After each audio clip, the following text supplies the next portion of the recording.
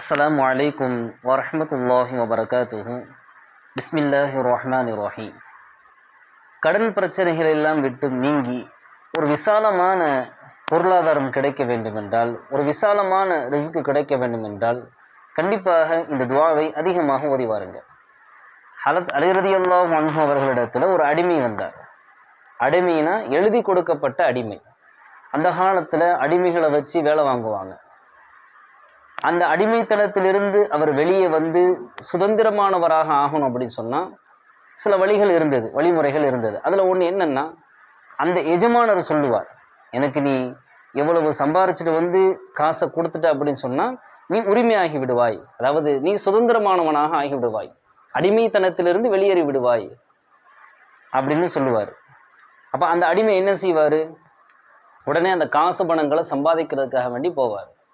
அப்படி எழுதி கொடுக்கப்பட்ட ஒரு அடிமை ஹதரத் அலி ரலியல்லாஹு அன்ஹு அவர்களிடத்துல வந்து, இன்னி அஜஸ்து அன் கிதாபதி ஃபஅஇன்னி, என்னுடைய எஜமானர் இவ்வளவு காசு பணங்கள் கேட்டிருக்காரு, என்னால் சம்பாதிக்க முடியல, ரொம்ப கஷ்டமா இருக்கு, எனக்கு உதவி செய்யுங்க அப்படின்னு கேட்டார்.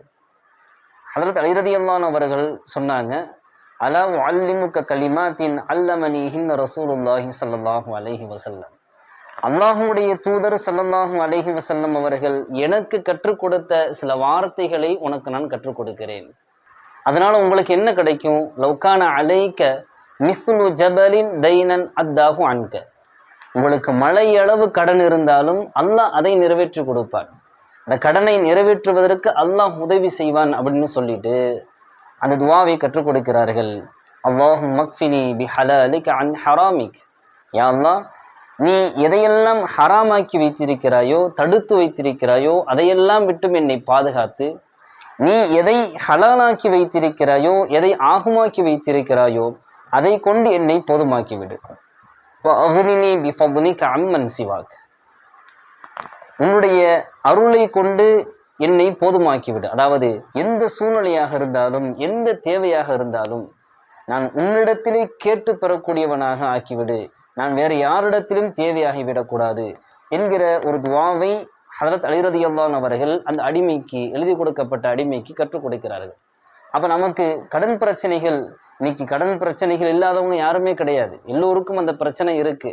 அப்போ அந்த கடன் தொல்லைகளிலிருந்து நாம் நீங்கி அதிலிருந்து விடுபட்டு ஒரு விசாலமான பொருளாதாரம் கிடைக்க வேண்டும் என்றால் இந்த துஆவை கண்டிப்பாக ஓதி வந்தால் அல்லாஹ் ஜல்ல ஷானஹு தஆலா ஒரு மிகச்சிறந்த ஒரு பலனை அல்லாஹ் கொடுப்பான்.